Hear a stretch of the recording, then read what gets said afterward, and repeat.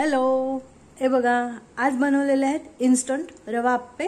बघा अगदी हे कमी तेलात होतात आणि कमी वेळात इन्स्टंट असे होतात, म्हणून तर याला इन्स्टंट असे म्हणतात। चला तर मग बघूया रेसिपीला सुरुवात करण्याआधी माझ्या चॅनलवरती नवीन आहात तर सबस्क्राइब करायला विसरू नका। रेसिपी आवडली तर लाईक शेअर आणि कमेंट करायला विसरू नका। हे बघा मस्त झालेले आहेत। चला तर रेसिपीला सुरुवात करूया।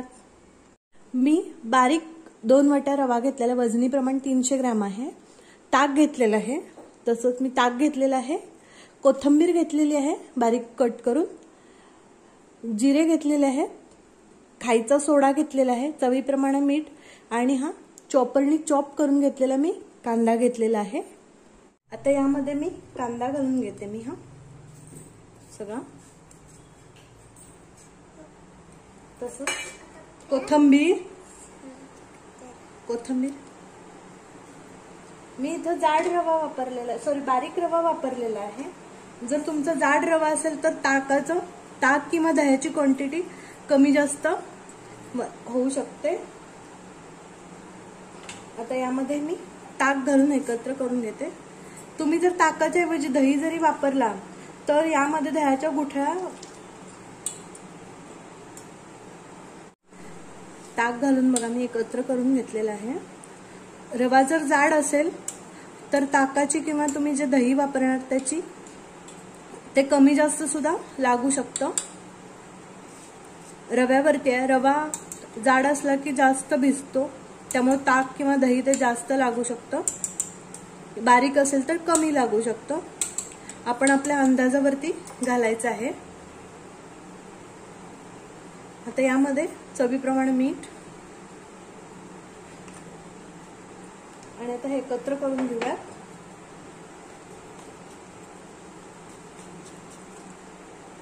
हे एकत्र करून झाल्यानंतर आपण याच्यामध्ये 2 चमचे तेल घालून घेऊया। त्यांनी सॉफ्ट होतात, तेल घातल्यामुळे सॉफ्ट होतात हे। तुम्ही यामध्ये आणखीन सुद्धा व्हेजिटेबल्स ऍड करू शकता, कॅप्सिकम, कोबी, स्वीट कॉर्न असे तुम्ही ऍड करू शकता।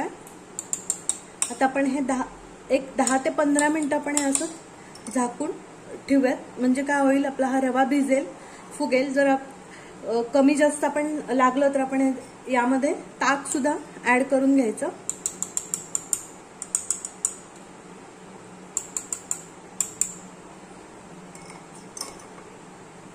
आता मी झाकून ठेवते। जेव्हा आपण करायला घेणार तेव्हाच यामध्ये आपण खायचा सोडा घालून घ्यायचा आहे। आता आपण नारळाची चटणी बघूया। ओलं खोबरं घेतलेलं आहे, त्यामध्ये घालून घेऊ फुटाण्याची डाळ, यामध्येच घालून घेऊया चिंच, 6 ते 7 लसणाच्या पाकळ्या, 2 हिरव्या मिरच्या, तुम्ही तुमच्या आवडीनुसार तिखट कमी जास्त ठेवू शकता, थोडंसं जिरे, अगदी पाव चमचा जिरे घातलेले आहे, चवीनुसार थोडासा गूळ। कधी गूळ घातला ना की चटणी जरा चवीला छान होते, साखरेपेक्षा गुळानेच छान होते। मीठ घातलेलं आहे चवीप्रमाणे। आता यामध्ये घालूया भरपूर सारी अशी कोथिंबीर आणि आता हे वाटून घेते। थोडंसं लागलं तर पाणी घालून वाटून घेते। हे बघा वाटलेली आहे, अगदी बाहेरच्या सारखी छान झालेली आहे दिसायला सुद्धा। थोडीशी कोथिंबीर जास्त घातली की अगदी बाहेरच्या सारखी आणि चव सुद्धा छान लागते। आता आपण याला फोडणी देऊया। तडका पॅन मध्ये अर्धा चमचा मी तेल घातलेलं आहे, त्यात घालत मोहरी, जिरे आणि कढीपत्त्याची पानं आणि बरी तडतडली चरचरीत अशी फोडणी देऊया।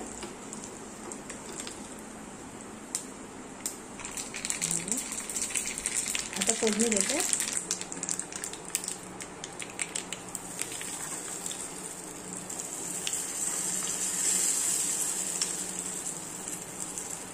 तयार आहे चटणी। हे बघा चटणी करेपर्यंत 10 मिनिटं पण झालेली आहे बघा। आता मी बरोबर जितकं घातलेलं तितकंच मला ते हे लागलं, ताक लागलं। यामध्ये मला परत आता ऍड करावं लागत नाही बघा। आपल्याला असंच आप्प्याची कन्सिस्टन्सी ठेवायची आहे. जे आप्पे करणार त्याची कन्सिस्टन्सी आपल्याला अशीच ठेवायची आहे. खूप पातळही ठेवायचं नाही आणि खूप असं अगदी घट्टही ठेवायचं नाही. अगदी आपण भज्यांना पीठ करतो तसंच आपल्याला करायचं आहे. आता यामध्ये घालून घेऊयात पाव चमचा खायचा सोडा आणि आता मी हे एकत्र करून घेते.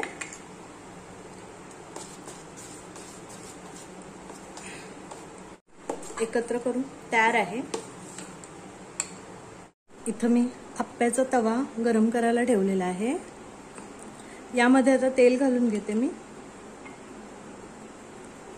अगदी कमी तेलात होतात, जास्त तेल घालायला लागत नाही.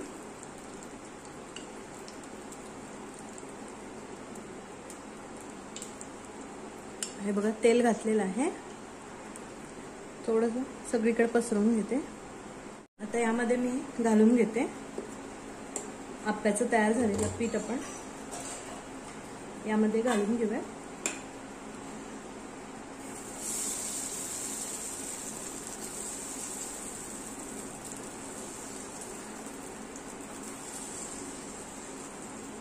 सगळं असंच मी घालून घेते. बघा मी घातलेलं आहे सगळीकडे. आणि आता झाकण लावून खालची बाजू आपण पहिली भाजून घेऊया. अगदी मंद आचेवरतीच आपल्याला हे करायचं आहे. हे बघा आता खालची बाजू ही भाजलेली आहे. आता आपण पलटून घेऊया. हे बघा असे मी सगळे पलटून घेते. थोडं थोडंसं कडेने आपल्याला हे सोडवत सोडवत आपण हे पलटून घ्यायचं आहे.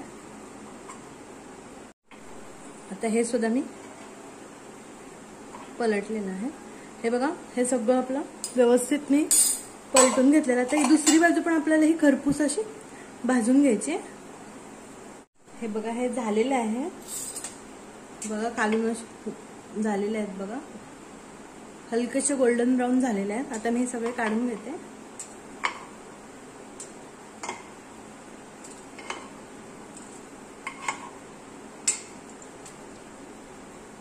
हे बघा मस्त असे झालेले आहेत.